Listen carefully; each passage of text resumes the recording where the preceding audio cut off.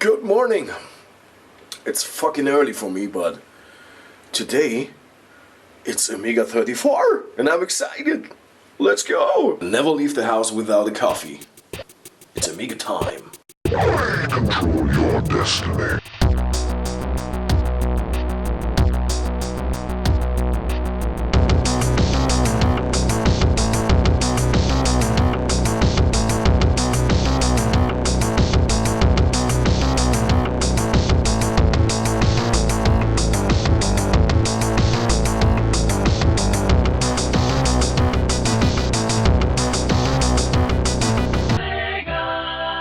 So I guess this is the place. Let's get in. Of course it was the wrong entrance, but I got my stuff here. I got a floppy disk and the program and my wrist stuff here. So the first thing I saw when I was entering the venue was this child having fun on a 1200, and that was great. This tables belong to the Return magazine. I'm not into magazines that much, but if you are, here's the link to those guys. Up next, Factor 5. Here with some great Turrican stuff. They had the first A1000 that I ever saw in real life. Here it is. Yeah. Then I have this arcade thing that I played. I don't know the technique behind it, but it was great fun. And here we have a very shiny little monitor. I like that thing very much. This is Hülsbeck. Yeah, it's Chris Hülsbeck. He signed a disc for me, and somehow, yeah, I went to be an audio engineer later in my life, and I think this guy, yeah, he did something for that when I was a child and listened to his stuff. Up next here we have The Final Years, the new book by those guys who are doing the documentary about Amiga. And right here we have the FPGA SID. That thing was in space. No shit, you can check it out on the homepage, and it sounds like this.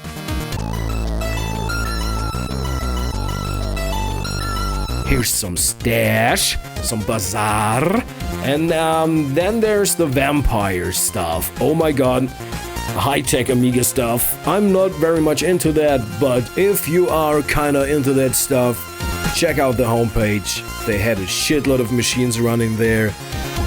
You better check it out for yourself, cause I'm really no expert in this.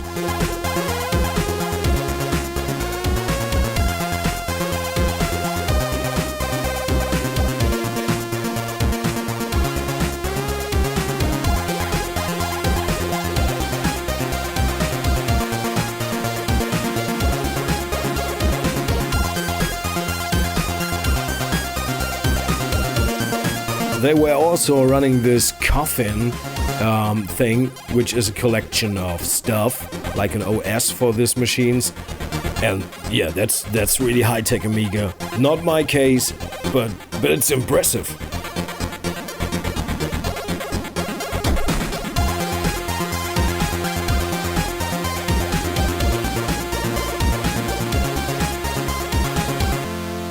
Up on the next table we have a girl again, playing some Tiny Little Slug, which is a new game by Slamey and Explorer. It's a charming platform, I have to say. It's really cool, I enjoyed it, and those guys do great work here.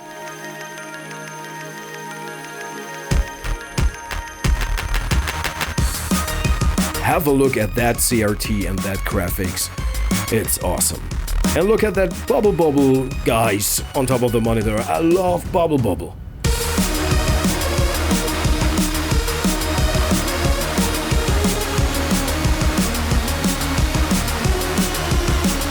And in this corner we have some new graphic card for the Amiga, like it's called the ZZ9000. It does more like that. It has an Ethernet interface, an SD card interface, and a lot of stuff. But that's very futuristic. And here is the opposite of that. This is the table of the Commodore story, which is a documentary about Commodore. Earlier I said they do the Amiga story. It's the Commodore story, of course. There are over 16 hours of interviews, and You can order the books and a lot of other interesting stuff if you're into the history of Commodore. And that guy here is David Pleasance, who was the boss of Commodore UK, signing some books. That guy was playing Amiga on a Surface. I didn't check out the table. As I don't want to cut this, here's some timetable for you.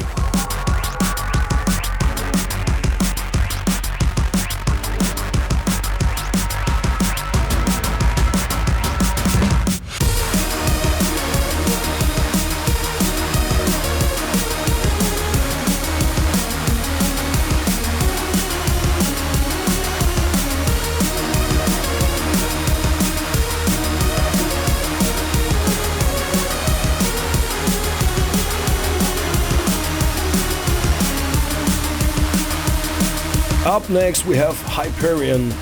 They are working on Amiga OS 4.1, which is stuff for the PowerPC Amiga architecture. Excuse my bad English, but I'm a German guy. That's for like the Amiga X5000, the X1000, the Pegasus, the Cyberstorm, the Blizzard, and all that stuff. So on the other side, there's another Amiga OS compatible system called MorphOS, which I tried on my Mac G4, but they take about 70 euros for it. Amiga OS costs 30 euros. And that was the barrier why I didn't buy it. I used it like once a month, and I really didn't want to spend 70 euros for an operating system that I'm using on a piece on a computer that costs me like 40 bucks, and I don't use very often. But if you're into this, check it out.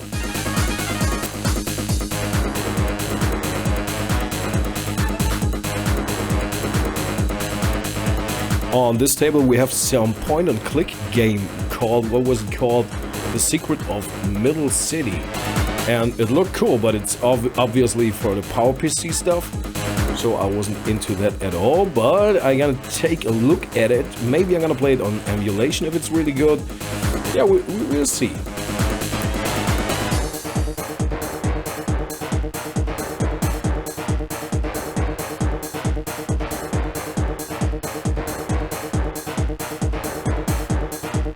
On that very long and sexy next table, we have the software ImageFX.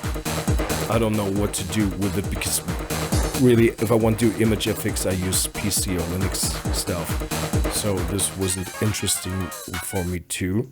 I'm sorry, I don't want to disappoint you guys, but if I want to do Office or professional picture stuff, I use Windows or I use Linux, but I don't want to use Amiga to run LibreOffice or something like that. Here you can see the stuff that amiga-kit had there, and that was a shit ton of it. Very interesting stuff like cables, adapters, and holy shit, you see it, like labels and all crazy stuff. And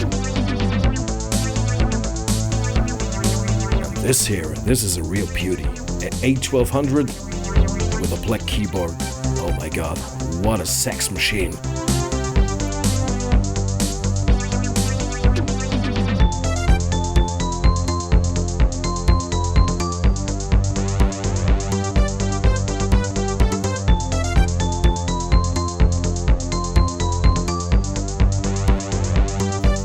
Up here we have Gold Rush, which I think it was originally a Sierra game, which those guys remaked for PC and then for Amiga.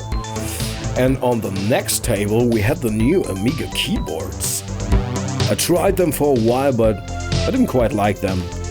I wanted to have some Cherry MX Blue switches in it, that would be cool, but those just felt like mechanical, but not the way I want to use it on Amiga. And by the way, this is Trevor Dickinson.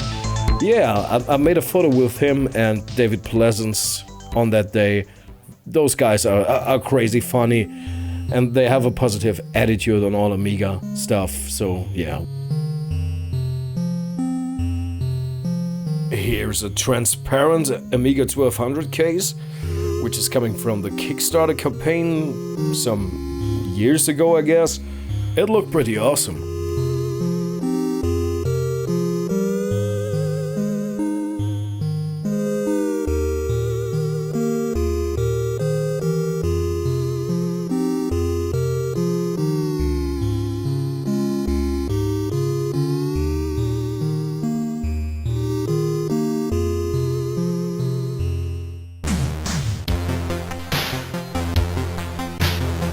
And here we arrived at the Checkmate A1500 case by, it was Stephen Jones, who's a really nice guy, and he took a photo with me. And look at that beauties. You can put your Amiga 500 mainboard, your components into this case, and then you have a desktop Amiga, which is not what I want to have, but that's stunning. You can put the keyboard under that thing, like I guess the 1000 had that too. Sorry, I'm too young to care. Just kidding. But those cases, they look fine quality, I can tell you that. Here is a ton of wicked stash, old stash for Amiga computers. Like this video combo thing, I don't even know what it is. It's like a video toaster, and floppy drives of that kind I have never seen before. Games and cards and what have you. Here you have the opportunity to play Atomic Bomberman with 8 SNES controllers. Yeah, why not? It was great fun.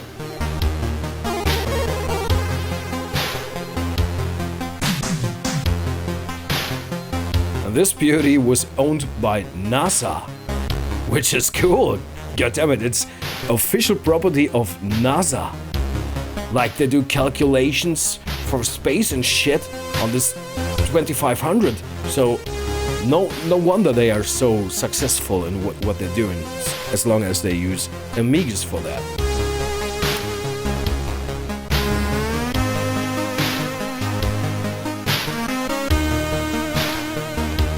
Heading over to Alinea Computer, which is an online shopping mall for the good Amiga shit. They had some interesting shirts and posters. They had some competition pros. They had this awesome Turrican LPs. Oh my god, a little bit expensive for me, but they look great.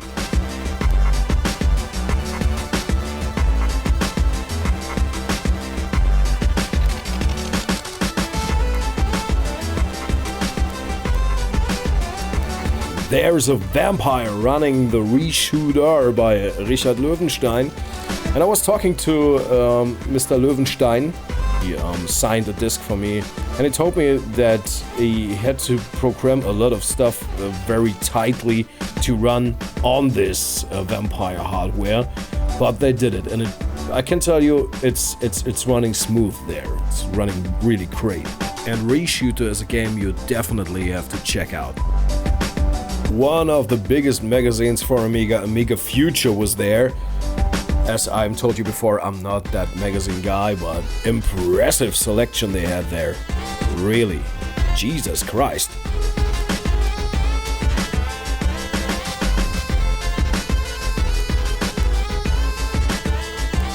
Over here we had some dude playing Sensible Soccer. What a good dude. You're good, sir. You're doing it right. Play some Sensible Soccer, god damn it.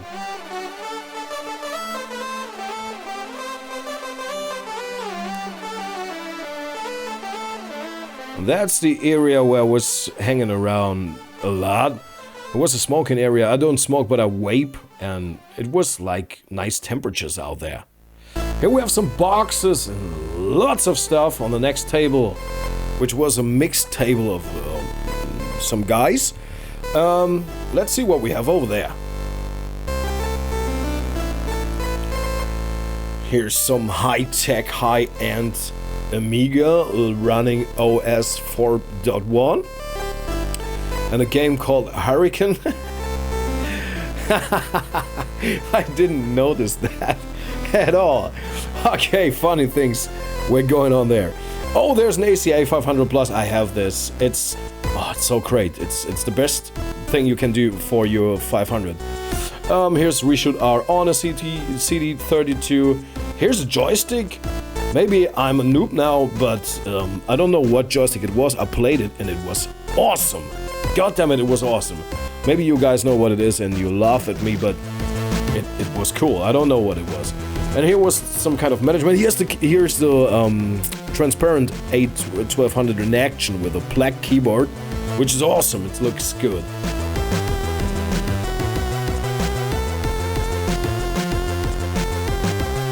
Right in this corner, guys, I'm really not sure who runs these two tables, but they had new Amiga 3000 boards and they had a new Amiga 1200 board. I posted 2 links to sources that might be the right ones. Please, if you got the right sources for this, put it in the comments. I'm thankful for that.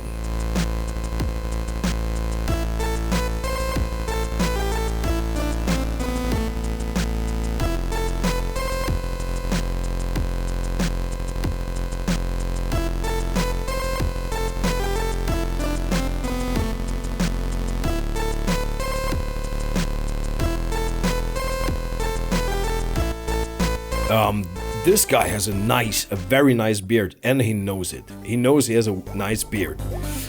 This is Virtual Dimension, which is a German YouTube channel. They are some crazy guys, and somehow they are working on a game that's called Cybermove for a time now. It looked great, but you have to check it out for yourself.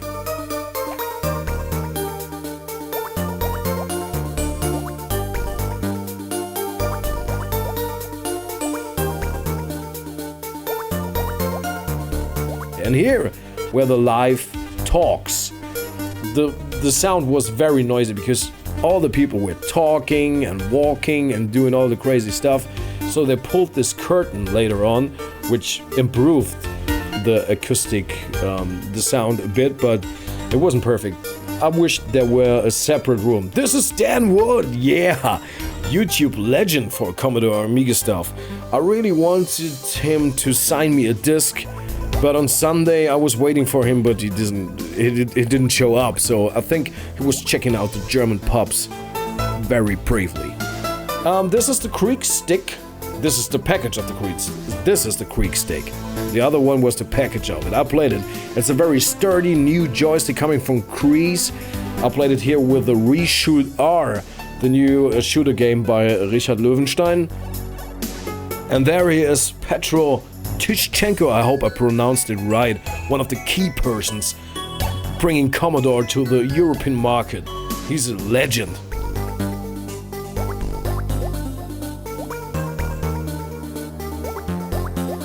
Here was some guy playing PP Hammer on a golden A1200, fair enough.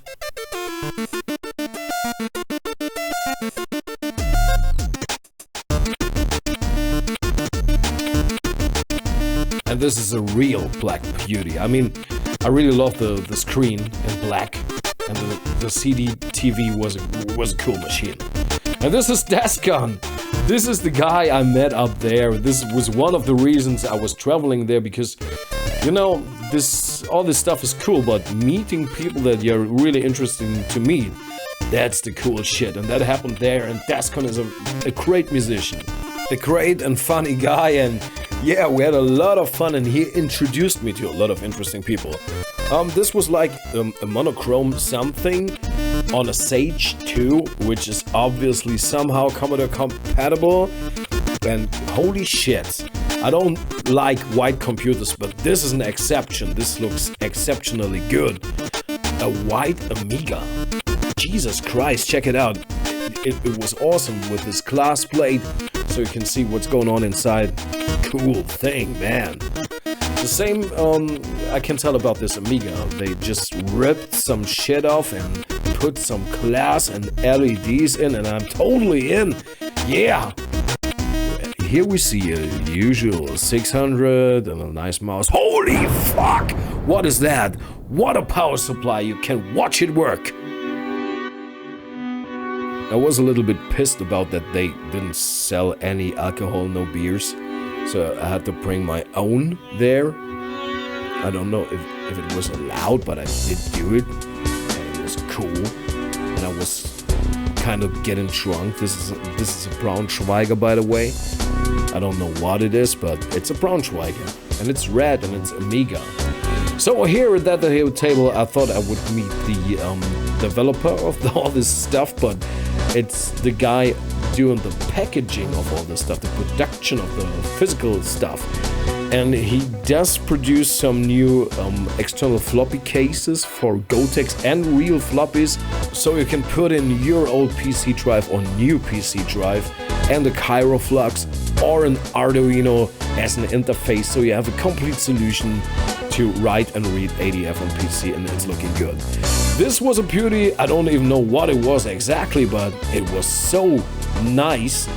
And this was signed by a lot of cool people that I don't know, and I gave no fucks about it, but it's looking great. It's confusing because what the fuck is it? Yeah, but it's cool. Heading over to a real useful one. These are new dust covers for your Amiga, and that's what every one of you needs because you want to keep it clean so it will run 30 years from now, because Amiga is forever.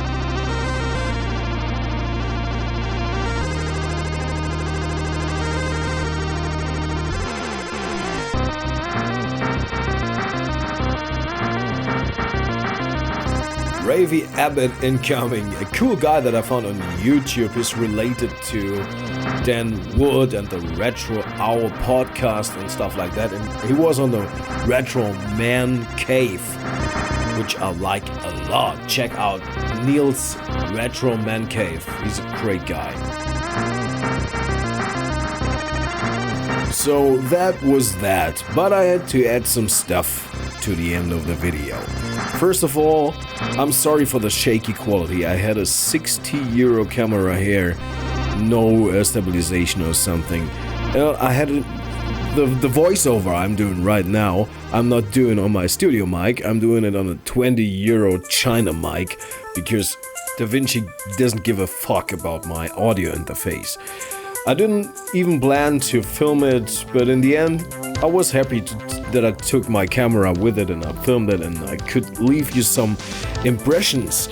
And what's important to me is to point to the demo scene, because on the second day, on the Sunday, there was Dascon and a few other guys giving a real good talk about the demo scene, and I, for myself, am a visitor of Revision for the last 3 years, and I can tell you, you guys have to go there. If you like Amiga stuff and you like the crack throws, the intros, or you like the music, or you like the guys doing stuff on it, come to Revision Germany. It's on Eastern every year, and there are about 800 to 1,000 people really appreciating the retro computing scene in a very creative way. Yeah. I, for myself, I have a Twitch channel. I stream retro stuff or random bullshit once a week or something like that. I would appreciate if you follow me there, that would be cool. I also have a band called Vampires and Tomato Juice. I'll put links here because in the near future I'm gonna release the third album, and I'm working very hard on it. It's gonna be for the metalheads as well as for the open-minded alternative guys. Yeah, you also heard a Turrican II remix that I did that you can find on SoundCloud.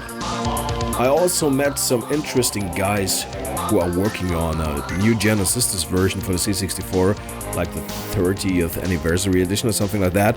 They have it on CSDB, the previews for that. There are 2 previews. I played the current version of it, and I really liked it, and those guys are really cool dudes, so check that out too, please. I want to give some shoutouts to some great Twitch, YouTube, Amiga guys like Amiga Bill, which I absolutely love. Greetings to you, Amiga Bill. Love you, dude. Doing great stuff. alongside with the Guru Meditation YouTube channel that he does with his friend Anthony. I want to shout out Hitch on Twitch, which is going here, and Mr. Cola, which is a great guy too, doing a lot of Amiga stuff. Also, I want to shout out the Haze Maker. He's doing C64 streams mainly, but he also does Amiga stuff. Here's his link. And Vicky Pixel Vixen, which is a girl doing very cool pixel art stuff on YouTube's. You gotta check her out. If you don't know the 8-Bit Guy, which is a YouTube channel, he's tinkering around on a new system, which is pretty much ready to be produced. It's an 8-bit computer with, yeah, better graphical abilities, and it's gonna have a nice sound chip. I hope so. And the emulator is ready at this point, so people started doing graphical demos and stuff like that, and programming like little tools for it. I'm looking very positively into this direction. Michael Steyer, who is a genius in 6502 programming, does the kernel, and if you've seen his talks on 6502, which I'm gonna link here, holy shit, this guy is awesome. So keep an eye on that, because there will be stuff, a lot of stuff, games and demos and software coming for this machine, and the machine's gonna be affordable. And even if you can't afford it, you can use the emulator. So this is a project that my heart is very well into. So yeah, keep an eye on that too, please. I met Dave Haney there, who was one of the chief engineers at Commodore at some time, and he's such a chilled and awesome dude. Thank you for the photo, it was nice to meet you in person. And here's the crew. That's the reason why Amiga 34 was so good for me, so nice. On the left we have Dascon. I'm a really big fan of this guy. He does music for demos, for the tracked music competitions, and for games and crack shows he did stuff. Then we have Dan Scott. Dan Scott was there with Dascon. He's a guy from the UK who worked at Core Design, things like Rick Dangerous 2, and so on. He's really into a lot of projects, and he's again doing assembly on Amiga. He's into the demo scene. He's a great guy, a very friendly and cool guy, and he knows how to smuggle beer. Next up we have Virgil, which is a multi-talent, mainly musician. I don't even know how to describe that guy. Such a friendly dude, and all of his music is awesome, and he's doing it on all different platforms, Forklang and exotic shit. And he's programming assembler. He's a genius.